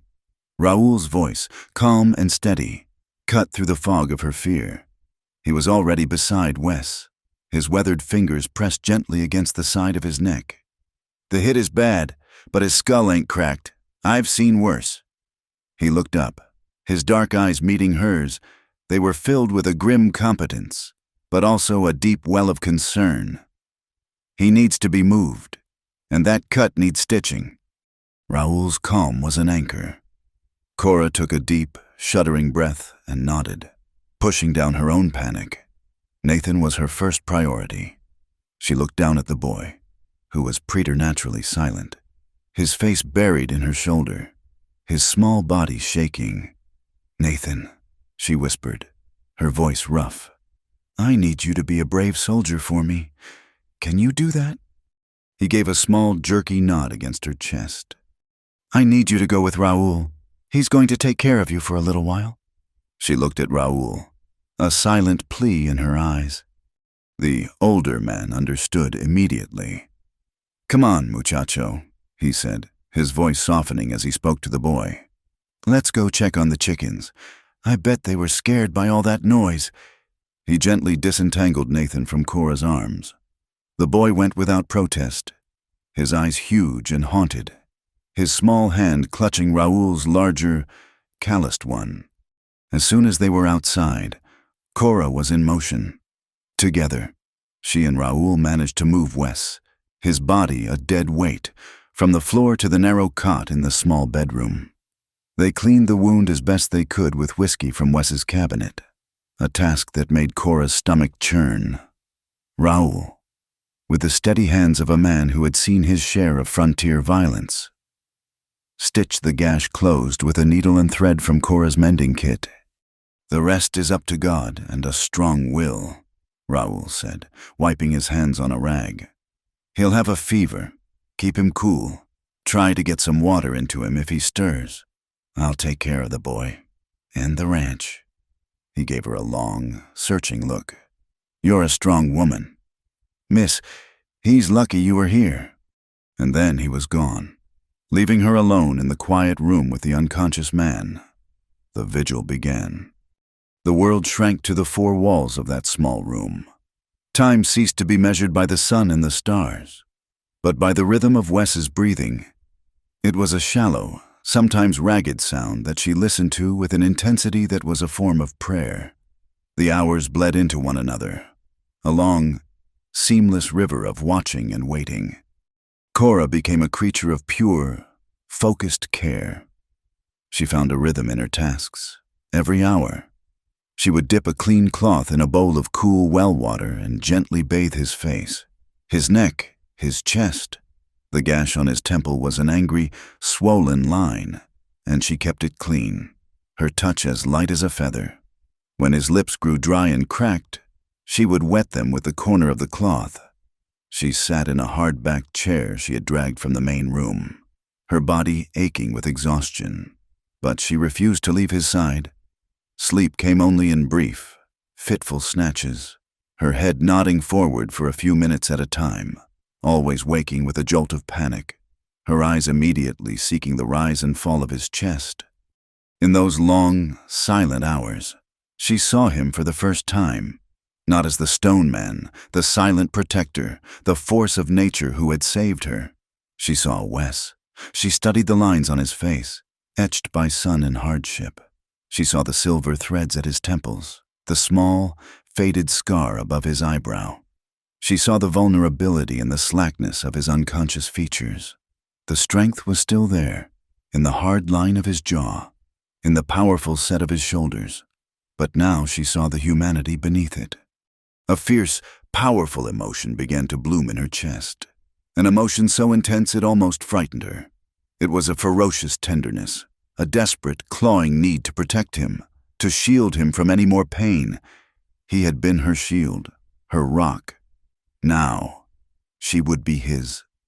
She felt a debt, not of obligation, but of the heart. He had saved her life. She would not let him lose his. Raoul was a quiet, steady presence.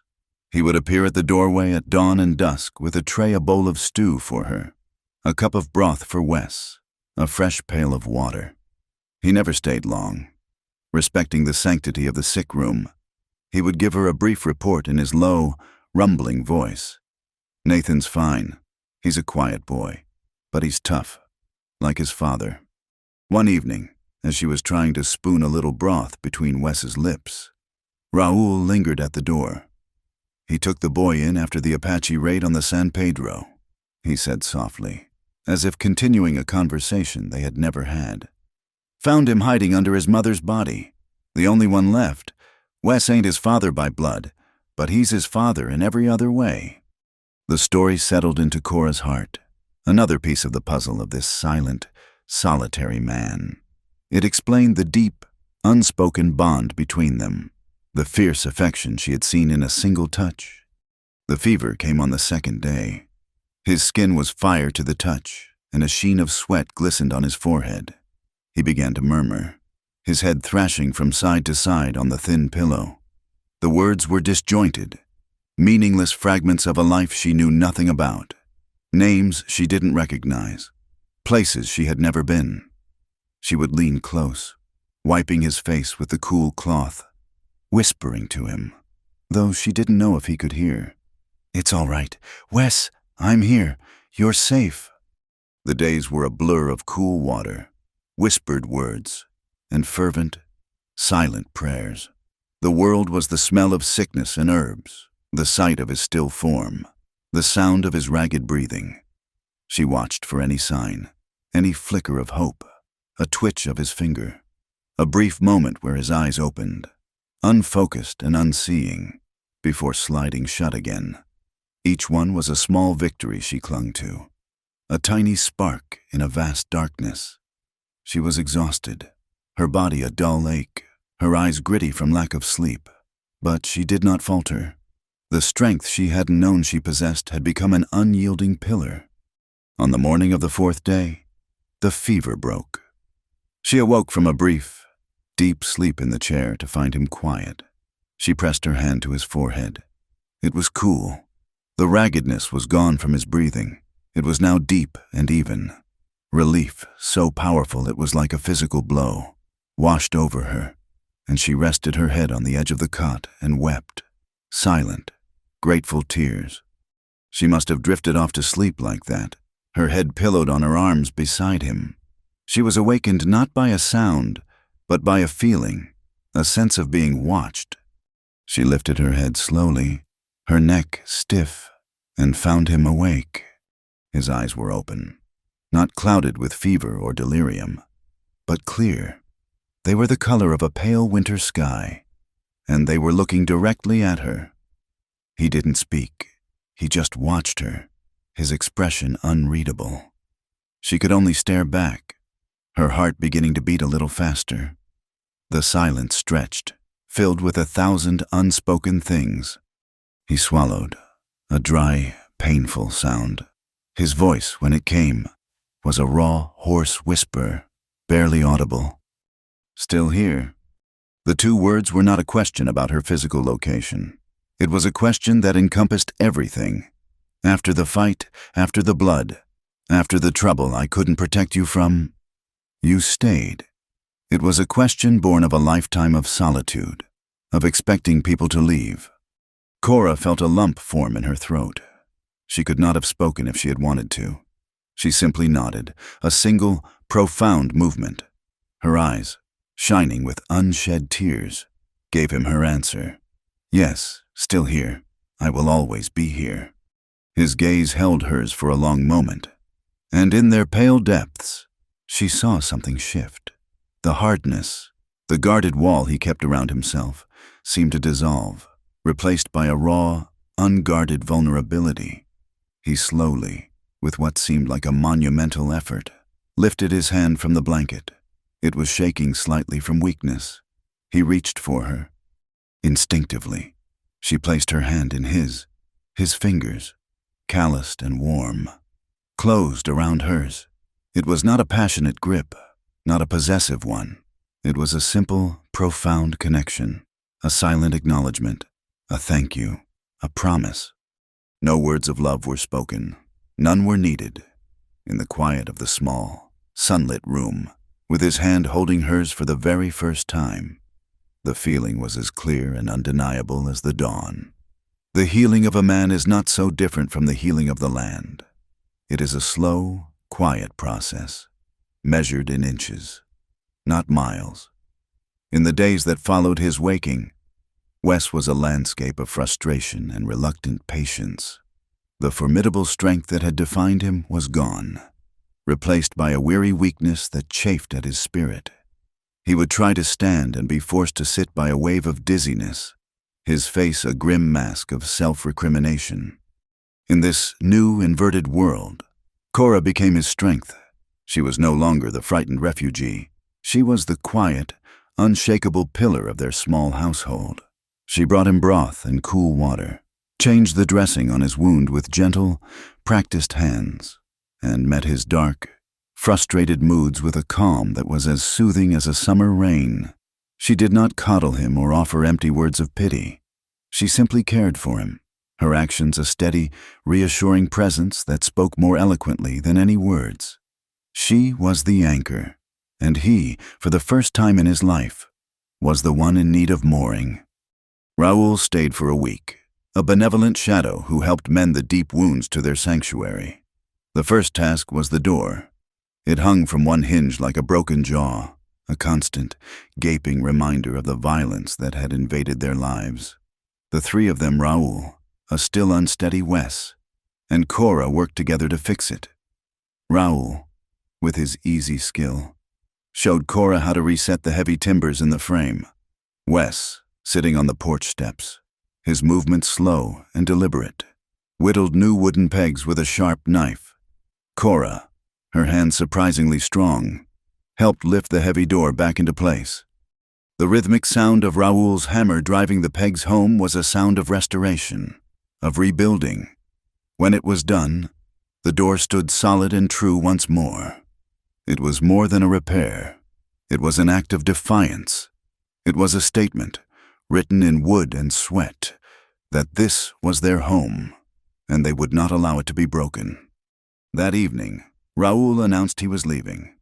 "You folks are set right now," he said, looking from Wes to Cora, a knowing, gentle smile in his dark eyes. "I got my own place to see to." He clasped Wes's shoulder, a firm, brotherly gesture. Then he turned to Cora and simply tipped his hat. No grand farewells were needed. He had come when he was needed, and now he was leaving them to the new life they were building. His absence left a new kind of silence in its wake.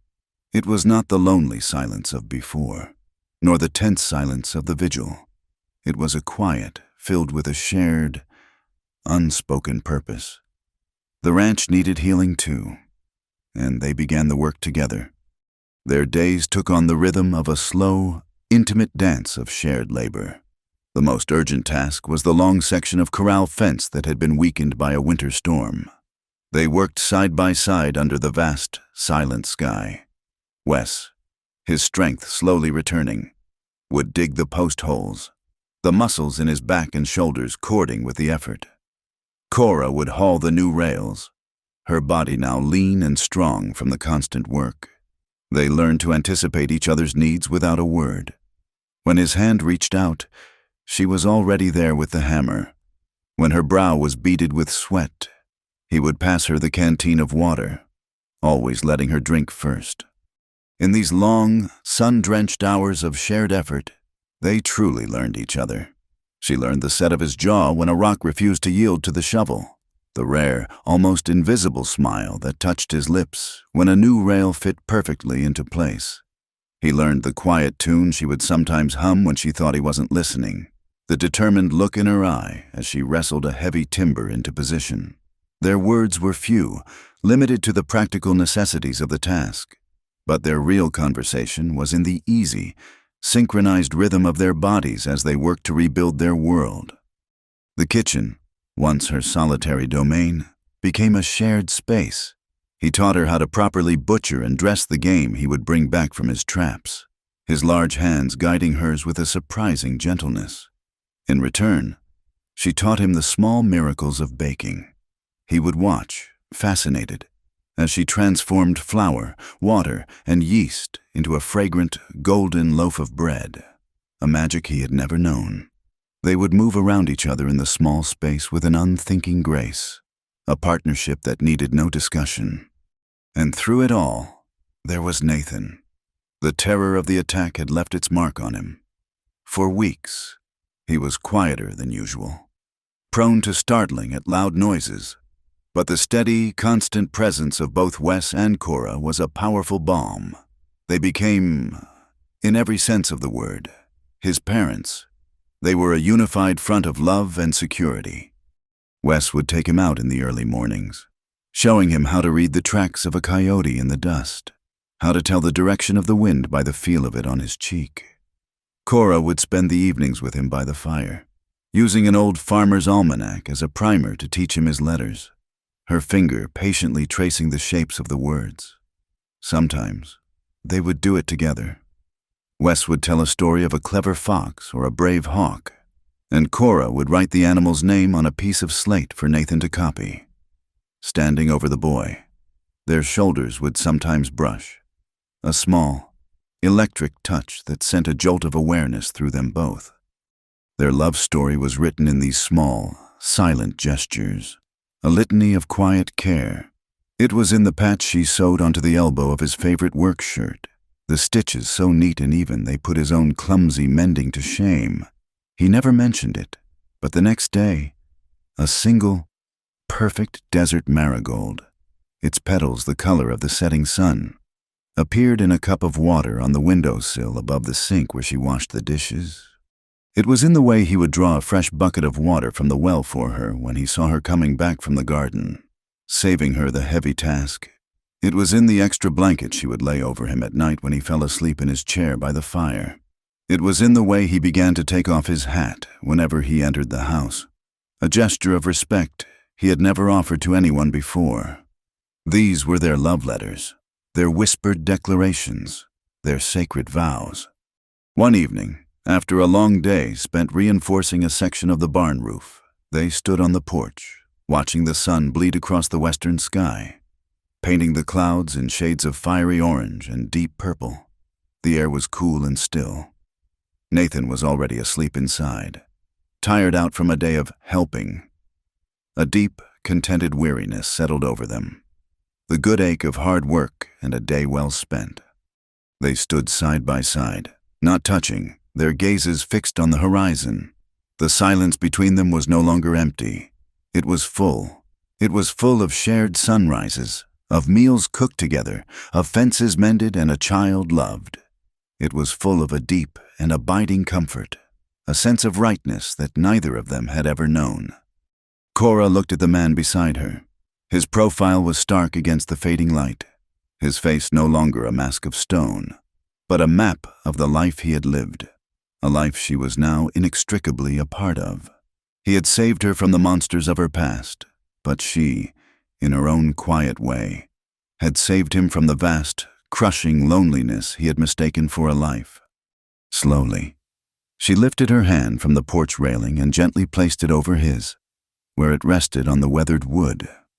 Her hand was smaller, softer, but bore the new calluses of her work. His hand was large, scarred, and strong. For a moment, they just stayed like that, her hand resting atop his. Then, he turned his hand over and laced his fingers through hers. His grip was not possessive or demanding. It was solid, grounded, a quiet, powerful statement of fact. It was an anchor in the twilight. They stood there for a long time as the last of the light faded and the first stars began to appear, their joined hands a testament to a commitment that needed no words. There had been no vows spoken, no promises exchanged. There was only this, a hand covering a hand, a silent, unbreakable compact to face whatever came next, together. The seasons turned, a slow, silent wheel grinding against the vast, indifferent landscape of the territory. The harsh, bleached heat of summer softened into the golden melancholy of autumn. The wind, once a hot breath from a furnace, now carried a crisp, clean chill and the distant, earthy scent of rain. The land changed, and so did the people who lived upon it. The ranch was no longer a stark outpost of survival. It had become a home. The changes were small, almost imperceptible to a stranger's eye. But to the three souls who lived there, they were as profound as the shifting of the stars. The shattered front door, once a gaping wound, was now solid and true, its new wooden pegs a testament to their shared labor. The once barren patch of earth behind the house was now a thriving garden, its rows of hardy vegetables and fragrant herbs a testament to Cora's patient hands. A new section of roof on the barn, its timbers a lighter shade than the rest, was a testament to Wes's returning strength. The entire place seemed to breathe easier, to have settled into its own skin, just as they had. Cora was a different woman from the terrified girl who had stumbled out of the darkness. The fear that had been her constant companion was gone, burned away by the fires of crisis and forged into a quiet, unshakable strength. She moved with a purpose and a grace that came from knowing her place in the world. Her hands, once soft, were now calloused and capable, as skilled at kneading dough or stitching a seam as they were at helping to stretch a new line of fence wire. Her smile, once a rare and fragile thing, now came easily, especially when she watched Nathan. She had found her voice not in shouting, but in the steady, confident rhythm of her daily life. The changes in Wes were more subtle, like the slow erosion of a rock by a persistent stream. The hard, stony mask he had worn was still there, his natural defense against a world that had taught him to expect nothing but hardship. But the rock had been weathered. The sharp edges had been softened by the gentle, constant friction of Cora's presence. The profound, empty stillness that had once defined him was gone. He was still a man of few words, but his silences were different now. They were not walls to keep the world out, but quiet spaces to be shared. The emptiness in his pale eyes had been replaced by a watchful warmth, a deep, steady light that would follow Cora as she moved about the kitchen or flare with a fierce, quiet pride when he saw Nathan master a new skill. And Nathan, the quiet, solemn boy, was the heart of it all. He was the soil in which their new lives had taken root. The trauma of the attack had faded, leaving behind not a scar, but a new and profound understanding of what it meant to be safe. He was no longer just Wes's ward. He was their son.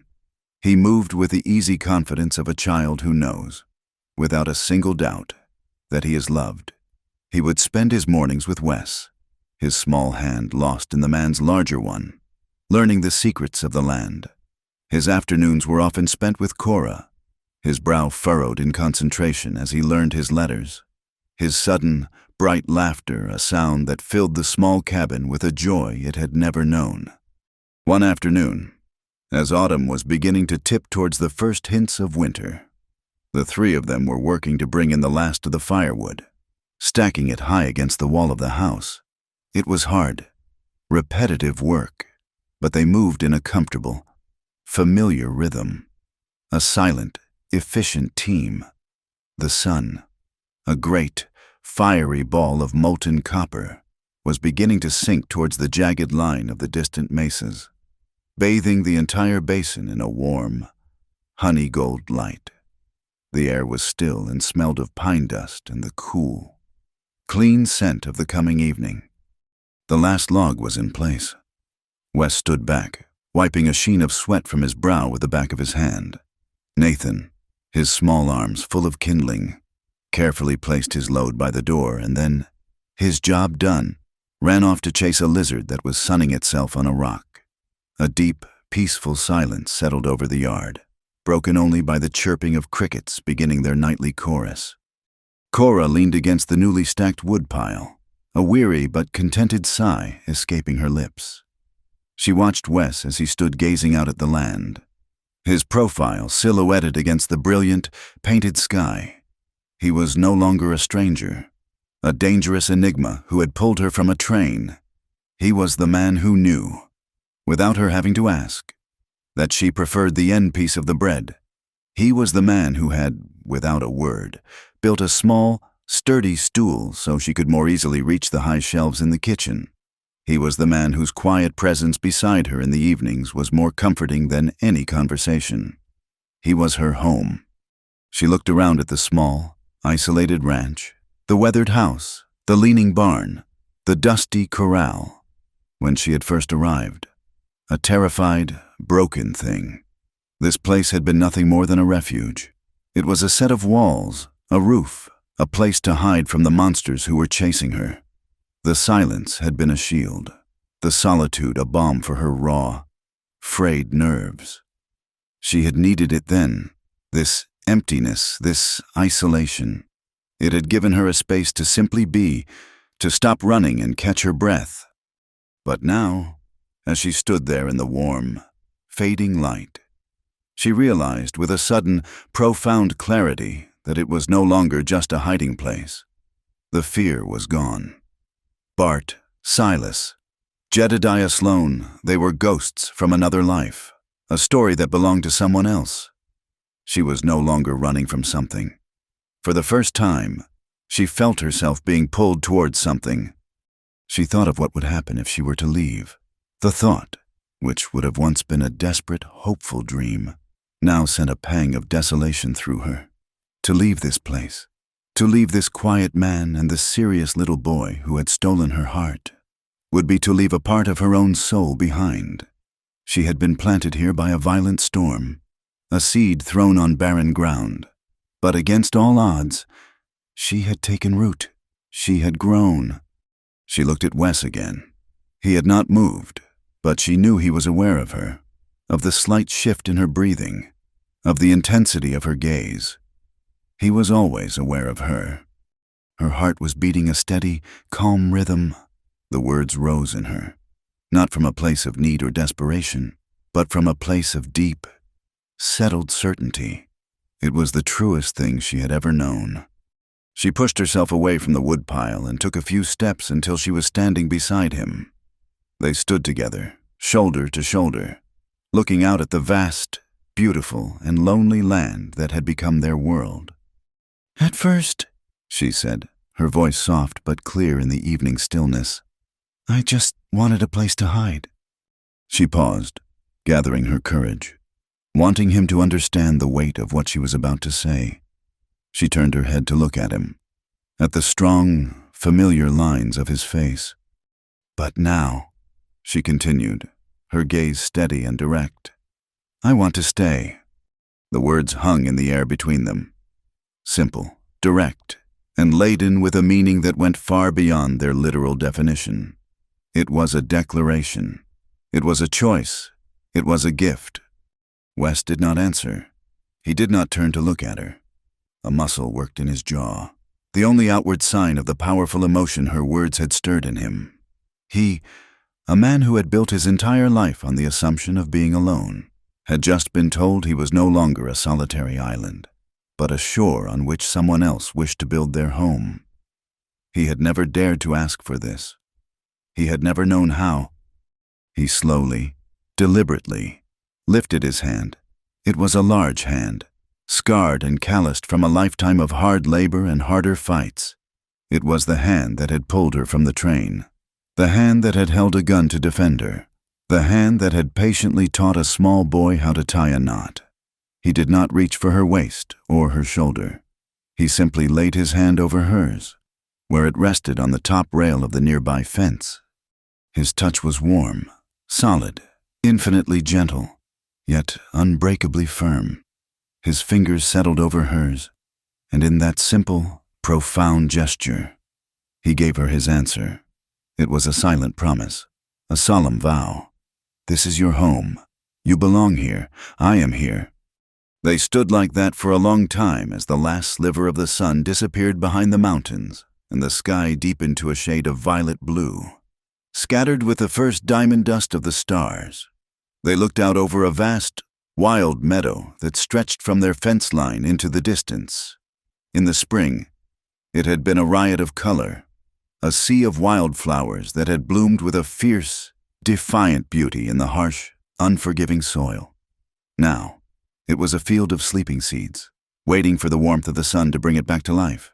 It was their future, spread out before them, a future that would be built here, together, in the heart of a silence that was no longer empty, but filled with a love that had found its voice not in words, but in the quiet, steadfast beating of two hearts that had finally, against all odds, found their way home. Thank you for listening to our story. We'd love to know where you're tuning in from, so please leave a comment below to connect with us and share your thoughts. If you enjoyed this tale, please subscribe to our channel, Wild West Stories 1850. Give this video a like and consider supporting us further by hitting the hype button to help this story reach more listeners.